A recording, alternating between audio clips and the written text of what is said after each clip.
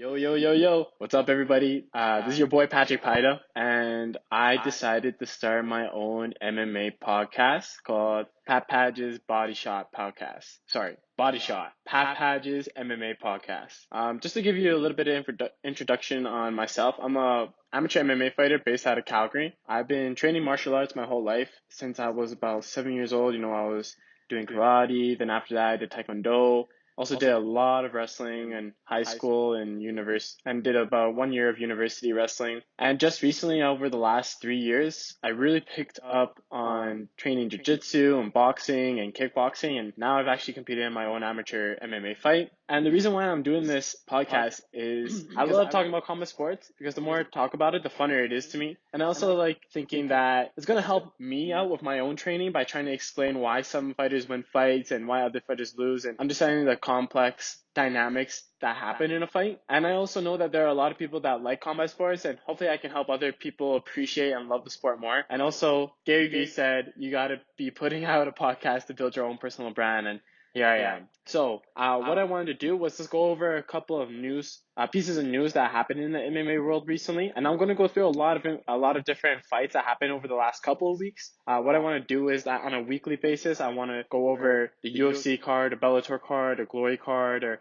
anything that's happening in the combat world, and just kind of give my thoughts on what happened that night. But there isn't any fights that are happening this week that I can think of, so I'm just going over the last couple of weeks that we did have fights, including the UFC Fight Night with Korean Zombie versus Frankie Edgar, the Bellator event, Bellator 238, as well as Glory, Collision 2, and the Gervonta Davis fight that happened the last couple of weeks. But starting with the news, Calvin Kattar, whatever you say, is booked to fight Jeremy Stephens now. This is a good fight because Jeremy Stephens is one of those featherweight gatekeepers. He's one of those fighters that you have to adapt to avoid his strength, or else you're going to have a really long day when you're fighting him. But he always does struggle against, those top 5 guys who build a game plan around him. And then there's Calvin Kattar, who's also, top 10, top 15, floating in and out and working his jab and trying to land that right hand. So it'll be interesting to see how this fight goes. Another big piece of news is Tarek Saffiedine was released from the UFC back in November. Now, if you remember Tarek Saffiedine, he was that Belgian kickboxer, MMA fighter who won the Strikeforce welterweight way back in the day against Nate Marquardt. And then he came to the UFC and had that amazing fight against that giant fighter, Hyung Jin Lim. But then after that fight, he put on a really dominant performance, showing off those beautiful leg kicks of his. But then he ended up going 1-4 after that, losing to guys like Rory Mack and RDA and Rick Story, the kind of fighters that do really well against kickers, and makes the lives of kickers like Tarek Saffiedine really, really hard. I actually kind of forgotten about Saffiedine. He had left my mind since he hasn't fought since 2017. But yeah, I don't know the reason why he got caught. Maybe it's contract negotiations, or maybe he's been injured, or maybe he just kind of lost his motivation to compete. But, still, he was a great fighter, and it's sad to see him go if he decides to call it a career. And then it was announced that Gilbert Burns versus Damian Maia is in the works, which is awesome because, you got Gilbert Burns, who's a banger on the feet, but an amazing, one of the best jiu-jitsu players in MMA right now, as facing, basically the best jiu-jitsu player to come to MMA, Damian Maia, maybe Jacare Souza. Those two guys are the best to ever, utilize jiu-jitsu inside of MMA. And it looks like it's going to be a fun fight. Burns has fought at lightweight, but he was massive for that weight class. And I think he'll find a decent home at welterweight. He's already had a fight at welterweight, and he did pretty well. I think it was against Gunnar Nelson, which he won. He doesn't seem to be afraid of anyone, and he's constantly calling people out, and he's always looking for a fight, at any weight class. He's always making tweets saying he'll even fight people at middleweight and light heavyweight, which is awesome. And I like this guy. I can't wait to see how this fight goes down. And, it's also good for Maia. It's kind of a step down in the competition that he's been facing recently. A lot of the fights that he's been taking against top of the line type kind of guys, like Usman, Woodley, Kobe Covington. He just seems that, maybe, the top of the crop type of guy, even though he had a really good performance against Jorge Masvidal, even though it wasn't one-sided or anything like that. I think because he's also getting a little bit older, it's going to be good for him to take on those guys who are trying to get into the top 10 of those divisions. And finally, Edson Barbosa said that he's going to be dropping down to featherweight, which is surprising as hell because to me, that's just ridiculous to think about because I've always remembered Barbosa being one of the bigger lightweights in the lightweight division. Every time he steps into the octagon, he's so ripped and he looks massive. oh, what's that fighter's name? Oh, Gleison Tibau. He's not Gleison Tibau big, but he's never looking like he's dwarfed in size or anything like that. And he's so ripped that it looks like there's not that much fat for him to burn to make it to a lower weight. But of course, we thought the same thing about Jose Aldo. And when he moved down to bantamweight, he looked really good. And in his fight against Moraes, or Moraes, however you want to say it. So hopefully he can find a, really good nutritionist and a trainer and get him down to that weight safely so he doesn't die trying to make that weight cut. So that's the news that I picked up from this week. And I just wanted to go over the fights that happened over the week, over the last couple of weeks before the holidays and after right before the holidays, and just go over what I thought was interesting and some of the bigger name fights. So starting off with UFC Fight Night 165, Korean Zombie versus Frankie Edgar. We had the Korean Zombie, who was a wild ass fighter, who was, one of the more entertaining fighters, always looking for a knockout, coming from the WEC. In the WEC, he wasn't too special. He was the type of guy who would take one to give one. But then he ended up getting knocked out by George Roop in one of his fights. And after that, he started making great big leaps in his boxing. He joins the UFC and goes on a bender, beating people like Mark Hominick and Dustin Poirier, and eventually earning a title shot at Aldo. And he ends up losing to Aldo, but it's a respectable loss. It's not like a blowout or anything like that. He actually gives a good account of himself. But he ends up getting injured in that fight where Aldo and the Zombie are throwing at each other, and a weird left hand cranks the Korean Zombie's shoulder, and he sits out for 2 years because of the injury. And then after that, he had to also do 2 years of military service out in Korea. So he's gone from the sport for 4 years, and ring rust is a very real thing. But he comes back to face a very respectable fighter, Dennis Bermudez, who is also the strongest wrestler that the Korean Zombie has ever faced, and knocks him out in the first round. Then he goes on to fight, everybody's favorite striker in the featherweight division, Yair Rodriguez, and he basically boxes up Yair for the majority of the fight. He's leading the scorecard, and general public had him leading up in all the scorecards coming up into the last round. But then he, gets sucked up into a dumbass decision where Yair Rodriguez does the Max Holloway thing where he's like, hey, we'll throw down for the last 10 seconds, and runs up into probably one of the craziest knockouts you'll ever see with the back elbow counter. Comes back, and then he faces Renato Moicano, who is a very respectable fighter in the featherweight division. Moicano is a savage. I really like this guy, and it takes Korean Zombie less than a minute to knock him out. Then he gets the chance to face, Frankie Edgar, who for the longest time has either been the champ of the division or in the top 5 or whatever division he's been fighting in. And if you don't know Frankie Edgar, he's basically the textbook MMA fighter. If you're a coach and you're trying to mold your students, you're showing footage of Edgar. Edgar's a savage because even though he's naturally a strong wrestler, it's the way that he mixes his striking in with his wrestling that makes him such a threat against such fantastic fighters. How to strike well, and he knows how to strike well enough and just enough so people start throwing back at him and opening their hips up for the takedown, because when you start squaring up, that's when your hips are open and more susceptible to the takedown. So Frankie Edgar very good at getting people to start getting into exchange with him just enough that they forget that they're in a MMA fight, they think it's a kickboxing match, and then he shoots for a takedown. It sounds simple, but it's really, really hard to get the timing down and getting the courage to be able to, throw down with people like Jose Aldo and Max Holloway trying to shoot for the takedown. And Edgar is a master of this type of sports psychology, MMA psychology. But unfortunately for Edgar, he got smoked by the Korean Zombie. And although Edgar is an amazing all-around fighter, one thing to know is that he's not as good as a fighter going forward as he is fighting on the counter. Edgar is notorious for being a slow starter, and he's notoriously being clipped by hard left hooks and right uppercuts. Just think back to the second Gray Maynard fight. Literally, the first punch that he rocks Edgar with is the left hook. Frankie Edgar came in right away looking for the right low kick, which is something that the Korean Zombie rarely deals with. You very rarely ever see the Korean Zombie try to check a low kick. But the Korean Zombie did a good job of being the matador rather than the bull, staying behind his jab and waiting for Edgar's return, making sure that he never committed to squaring up and throwing a power punch unless he felt like he was in position to actually nail Edgar when he was out of position, and never committing too much so Edgar could shoot him for the easy takedown. Then, as Edgar committed to a flurry, he got clipped by a hard left hook that sent him stumbling. Something that had, again, happened in the Gray Maynard fight. Then the Korean Zombie stalked Edgar, making sure that not to run into any of the easy takedowns. A lot of fighters, what will happen is that they get somebody rocked, and then they'll chase the person a little too over eagerly, and they'll open themselves up for the takedown, and then the person takes them down and stalls on the ground while they recover their wits. And then, as Edgar was stepping in to grab a clinch, he stepped in with his head down. The Korean Zombie hit him with a classic right uppercut left hook, which marked the end of the beginning of this fight.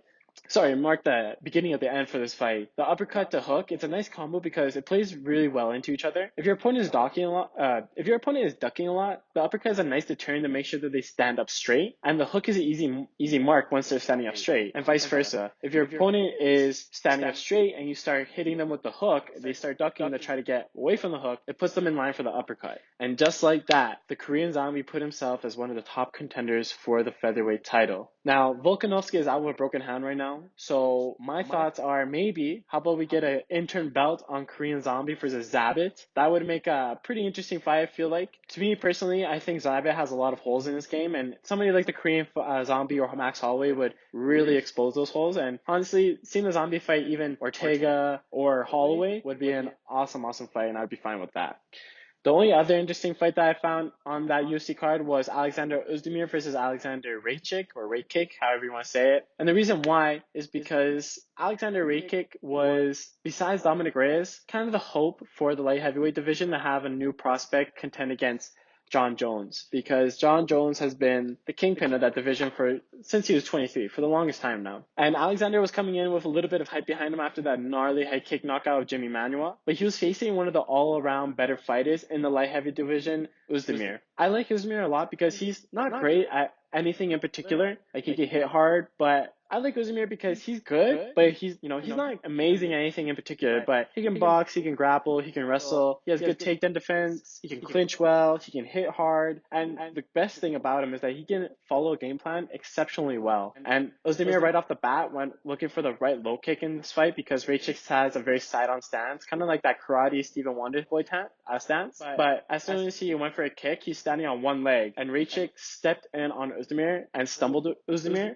and Rakic started chasing him down toward the fence, and he hopped on the guillotine, but he ended up losing the guillotine. And then from there, what the whole fight kind of came down to was Oezdimir kicking Racic's lead leg, and Rakic kind of trying to counter Oezdimir as he stepped in with either the left hook or the overhand right. Now, the fight was good, but wasn't that interesting. Again, I was interested because the light heavyweight division is in dire need of new contenders and prospects. All there is left is old heads that are fighting for the light heavyweight title. You have a problem in light heavyweight. There isn't that many more people to fight John Jones. You got Dominic Reyes, who is kind of the next hope to take down the Kingpin. You have Corey Anderson and Jan Blachowicz, who are, starting to put it together. You got Volkan Oezdimir that, is great, but doesn't seem to be championship material. And then you had Alexander Rakic, who everybody was kind of tooting on being a good prospect. And Johnny Walker, obviously, he fell off after getting knocked out by Corey Anderson. Everybody thought that he might be able to take down John Jones. But then it was a good fight for Rakic. He never looked like he was getting blown out of the water. He was doing some nice counter fighting, but he was getting that lead leg chopped up. And it was gross watching the fight. After the first round, you see that huge hematoma coming out of the leg. That big an alien is trying to jump out of his leg, which is funny because once it started looking that bad, Oezdimir kind of started letting off the leg kicks and he started boxing more, which is, I don't know, weird decision if you ask me. Rakic also showed that he had a terrible case of backing up straight to the fence, which Oezdimir was able to walk him down to without that much trouble. So that leaves the light heavyweight division with only Dominic Reyes as someone who's going to be able to challenge John Jones, which that's what it looks like for that division. So hopefully we'll get a new prospect sometime soon. Then there was the Bellator 238 card headlining with Fedor Emelianenko versus Rampage Jackson. I only really watched the main card. So we had Goiti Yamauchi versus Darren Cruikshank. I never watched Yamauchi before this, but I've seen a lot of Darren Cruikshank. He was a very exciting lightweight in the UFC, and I don't really know why he got cut. He was always competitive, and even though he did lose a couple fights, he never seemed like, he was getting blown out of the water in particular in any of his fights, really. He's good. He's a good striker, but obviously there are flaws in his game, especially in the grappling, and there isn't much to say. Yamauchi got to the back and choked him out. Then there was Lawrence Larkin versus Kita Nakamura. And out of all the Bellator fights, I remember this one being my favorite one of that night, but I'm having a lot of trouble remembering exactly what happened in this fight, which is weird. But Lawrence Larkin, he's one of my favorite welterweights outside of the UFC, and he was also one of my favorites in the UFC.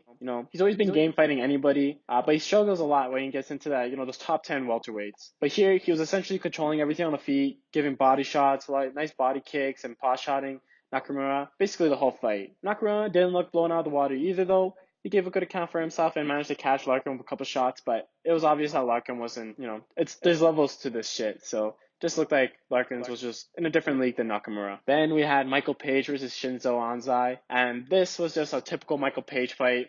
Gets Michael Page, a natural welterweight, gets matched up with a lightweight who had no business with fighting him. Michael Page can be summed up basically into counter right hands and counter flying knees, and that's all he was doing this fight. And the fight ended when he ended up catching Anzai with a counter right hand. That's basically it. A lot of people were roasting Big John after this fight, who was on the commentary trying to justify that Page doesn't just face cans. And he tried to compare Page to Anderson Silva, which was hilarious, trying to watch him list out all the noteworthy opponents that Page has fought. He says something along the lines of, Page is a lot like Anderson Silva, but people think that he's just fighting no names. He's fought a lot of good guys like Douglas Lima and Paul Daly, and then he just stopped right there, which was hilarious. But another win for Page, crushing another guy who, was brought in to lose to him. Then we had Michael Chandler versus Sidney Outlaw, which was just a blowout. Outlaw didn't really have a chance to get anything going. Classic Michael Chandler, though, came forward, pressure, caught Outlaw early, and then ended the fight with a really fast right straight. There isn't that many more people for Chandler to fight at the lightweight division in Bellator. Maybe a rematch with Ben Henderson, but I would love to see Michael Chandler in the UFC because there isn't, match him against any of the top 10 lightweights in the UFC, and I think you're going to have a really good time watching him, especially if you put him against somebody like Justin Gaethje. Finally, we had Fedor Emelianenko versus Rampage Jackson, and this was the main fight of the card, and it was just disappointing to watch, which was no surprise here.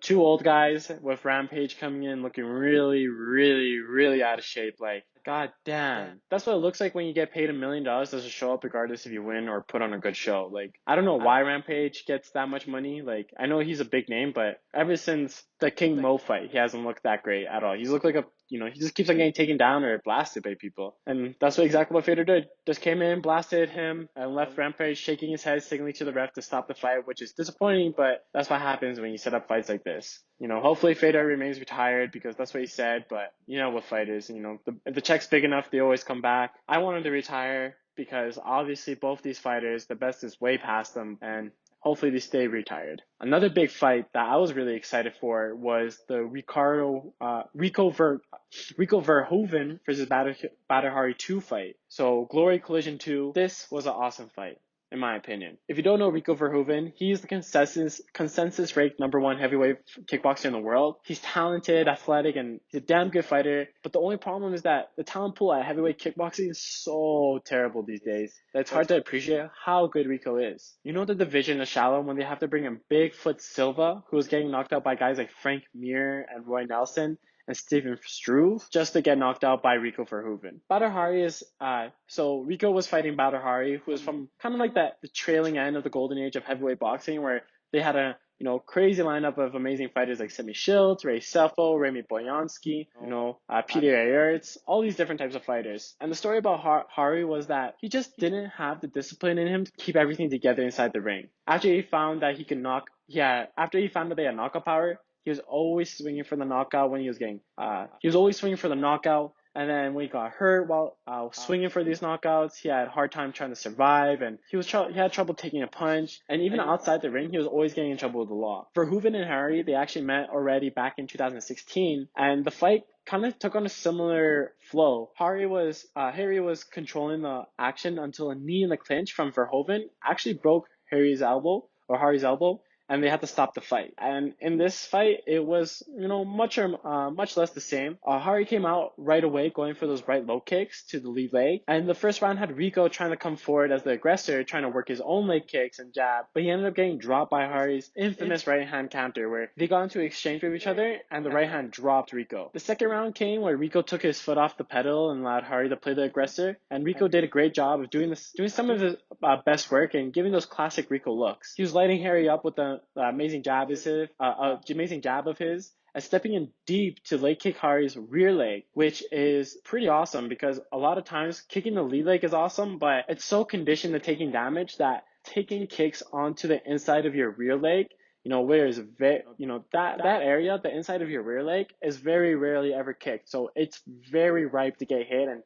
getting hit there really, really sucks. And Rico has ended a lot of fights by kicking into that area. And the second round clearly went to Rico. And then the second round starts and Hari comes out and gives a nice right hook to the body to Rico, which drops his hands just enough to get his left high kick that dropped Rico for the second time in the fight. Rico beats the count, comes back up, and Hari tries to capitalize on it, and then he tries to catch Hari with a spinning back kick or spinning wheel kick, and he falls, and he ends up injuring himself. And just like that, Hari was unable to continue because of another injury. It's kind of the same old story of Hari, getting wild when he sees his opponent's hurt and he swarms and he finishes. He either gets finished or he finishes. And, to me, it was kind of I get it's the heat of the moment, but that was a pretty, dumb choice by Hari, I thought, anyways, to go for that spinning kick. It's also funny to note that Hari has been finished by spinning kicks multiple times before, but from other people, being at the end of the kick rather than being the one throwing them. Stefan Leko back in the day ended him with a back kick. Peter Graham knocked him out with a rolling thunder kick. And Ruslan Karayev also ended him with a spinning kick. It also leaves Rico in this odd position where now the only person to really challenge him in a while has lost by injury rather than decisive stoppage by Rico twice now. And that's kind of the criticism that Rico has been getting. He's beating heavyweights that really aren't on the same level as him, that shouldn't be stepping in the ring with him. And the only heavyweight that can challenge him and looks like that was on the way of beating him keeps on injuring himself. Hopefully they have a rematch in the future that settles this feud, because I'm down to watch them fight again. It was a really good fight. Rico wasn't blown out of the water. He was showing some looks that was troubling Badr, and I'd be down for a Glory Collision 3. And finally, the last big fight that I was able to watch over the Christmas and New Year holidays was Gervonta Davis versus Yuriorkis Gamboa. This was a really nice showing from Davis, I thought, even though he got criticized for this fight. And it really showed how tough Gamboa really is. I really like Davis because, one, I always love southpaws, and two, you can see this guy has been spending a lot of time with Mayweather because they have so many little looks that he was giving this fight that I love. One thing that Davis goes to consistently is body shots, especially with his right jab. When you have a southpaw versus orthodox engagement going on, fighters have a tough time getting their jabs going because of the ways that the jabs are positioned. Usually these shoulders are in line with each other, meaning that you and your opponent's jabs will consistently get in the way of each other. However, going to the body is a little easier since most people are obsessed with the hand fight upstairs, that a quick jab can find an easy mark to the body, especially if instead of stepping your foot to the outside of your opponent's foot, which is, the hallmark strategy to get the rear power hand to land its mark when you're southpaw versus orthodox. By stepping on the inside, your jab has a little bit of a better angle to reach the body. Whereas Mayweather would alternate between body jabbing and then faking the body jab to go upstairs with the overhand right or left hook, Davis mainly stuck to faking the body jab to the left straight to the head. Davis was also consistently working the body in the first half of the fight, which ended up paying dividends because Gamboa was slowing down by the end of the fight, and Davis also looked tired, the end of round 8, 9, 10, and 11.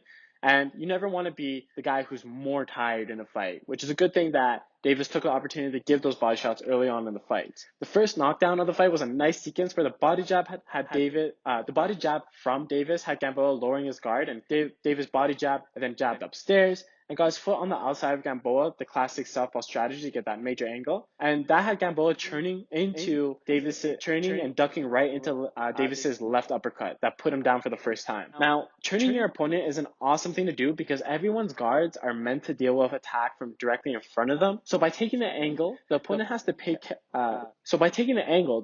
play catch up by turning to face you, where his defenses are not going to be. As well as if you take an angle on your opponent and the opponent wants to hit with power, they usually have to punch across themselves, which is really awkward, and it takes a lot of power off the punch when you have to cross or punch yourself. There isn't that many people that can punch across themselves effectively, with, Roy Jones Jr. being one of the people that could do it. So that's the type of level of talent that you're looking at for people to punch across themselves. It also turns out that Gamboa exploded his Achilles tendon after this, and you can see him hobbling a lot, but what a fucking beast. He just goes back to his corner and they try to tape up his foot the best that they can, but he still continues on that one leg. If you're fighting exclusively on one leg, you can't set your weight to hit hard, and it's difficult to do things that are basic things like pivoting, which are, techniques that boxers use to stay safe in boxing exchanges. Davis was doing a good job using the right hand throughout the fight, but a lot of the offense came from his left hand and using, staple southpaw tactics like drawing the opponent's jab to counter with a left straight. And that was where most of the work was done from Davis. He was just drawing a lead he would flick out his own right jab to get Gamboa to start throwing something back and always essentially counter with the left hand. So going back to the Mayweather connection, Davis was doing this amazing thing that, his mentor Mayweather does in boxing and in kickboxing and, even MMA. One of the things that you should be doing, one of the things that high-level fighters do when they're hurt is look for the clinch. It's a way to put a pause on the action and create enough time for yourself to recover. And that's what you'll see a lot of boxers do, is that once they get rocked, they'll look for the clinch so they can tie up with their opponent and get those, couple of seconds where the opponent can't hit you and then the ref has to break you up and then restart the action to regain your footing. What Gamboa did, so whenever Gamboa was looking for the clinch, Davis would frame off his neck with his lead hand, so his right hand, and as his opponent pushed in, he'll release the frame and smoke them with the left hand, which is what happened in the 8th round. Gamboa was reaching for the clinch, but Davis would frame off his neck, have Gamboa really pushing into it, then he would launch his left hand and stun Gamboa, which had Gamboa looking even more desperate for the clinch, just to get the frame on him again and then pushing even harder and getting blasted by the left hand that knocked him down. This is something that Mayweather always did. He would always frame with his left hand, his lead hand, and then he would release it to blast people with his right hand. Is this an effective technique? Because it's just natural for your opponent to try to push through the frame, especially when they're hurt, and that just adds force to your own power punch once you release the frame. Another thing that Davis did that was a Mayweather look was that every time his opponent Gamboa was ducking at the waist to get a clinch, Davis would drop his forearm across the back of Gamboa's neck and hang off it. Kind of like a sprawl, kind of like doing a sprawl in wrestling or in MMA. And this is amazing because, it's tiring to be down there, bent over at the waist with your opponent's weight on your neck and you're trying to strain upwards. It's really tiring, and it's just one of those little things that Mayweather and Davis do that I just really, really like to see. Another interesting look was that Davis was also looking for almost like a double collar tie whenever they would clinch, a few occasions when they were clinched, which is very rare to see in boxing because the opponent's hands are still free to hit you in the body. And unlike Muay Thai, where you can roll your hands over from the double clinch or double collar clinch and hit elbows, you can't do that in boxing, obviously. But Davis did a great job of grabbing the collar tie and then deflecting punches on his shoulder as Gamboa would try to punch out of the clinch. He would also post his head underneath Gamboa, stretching him out to get some body shots in. And when he felt like it, he would shuck Gamboa by him and then hit out of the clinch. Now, a lot of the criticism for Davis came near the end of the round 8 and round 9, 10, 11, where we had Davis really slowing down and, he wasn't doing much for offense. And even in his clinches where he was controlling basically every single clinch of the fight, he was making no effort to try to control the clinch anymore. And he actually got clipped pretty hard by like a 3 or 4 punch combo by Gamboa in one of the clinches where, luckily it didn't get him knocked out, but it was him just, taking the pedal off the gas in the clinch and getting smoked by 3 really hard hands. And finally, the final sequence of the fight was when Davis was pairing his left straight with the left uppercut very nicely. Every time Gamboa would try to duck the straight, he was going straight into the left uppercut, and he was hurt off of that. And Davis, again, amazing job. Every time Gamboa would try to reach for a clinch, he was the frame off the face with the right hand. Then he would punch out of it with his own left hand and go back to seeking the left straight left uppercut combo. And that's where the fight ended. He just ended up catching Gamboa, ducking again with the left uppercut, and it was over. A lot of people were critical of Davis's performance after this fight, but I thought Davis looked really good. I thought Gamboa looked tough as hell, exploiting his Achilles. And, he did catch Davis a couple times with his own right hook, which is pretty awesome. But I didn't think it was a bad performance from Davis. I thought both of them, Gamboa really showed his toughness and Davis really showed some interesting looks. So I can't wait I can't wait to see who Davis fights next. And I really like this guy, honestly. Now, there were also a couple of events over the weekend that I didn't get to see, such as the PFL, finals. We had Lance Palmer winning his featherweight division again by decision, dominant decision. There was a Ryzen event as well that I didn't get to watch. And also, if you don't know, Tenshin Nasukawa, one of the best kickboxers in the world, Japanese kickboxers, also fought over the weekend. Or over the holidays. And I didn't get to watch that one either. But with that being said, that's all the news and all the fights that I'd like to cover. Now we're gearing up for the return of Conor McGregor, which is happening next week, which, has a lot of people excited. Probably the biggest, one of the best ways to start 2020. The rest of the card isn't that amazing last time I checked, but the main event is something that we're all waiting to see. And with that being said, I'm going to be posting a little something on next week for the Conor versus Cerrone fight. So check that out when it comes out. I'll just be looking at the tactical details of that fight and how those two fighters match up. And hopefully I'll be able to make this podcast a regular thing. So thank you so much for listening. So everyone who's listening, that was my very first episode of the Bodyshot podcast. This one was pretty long because, we went over a lot of things on this podcast, and hopefully I can maybe clear up the audio, make myself sound a little better, kind of flow with the podcast a little bit better. But if you listen to this on YouTube, please like, comment, and subscribe if you haven't already. If you're listening to this on Apple Podcasts or Spotify or any other of those podcast platforms, please leave a review. It helps a lot with discoverability of the podcast so other people can find it. And I hope you have an amazing week. And I'll be, releasing some stuff on YouTube as we march our way toward the return of Conor McGregor when he fights Cowboy next week. Adios, everybody. Hope you have a good one.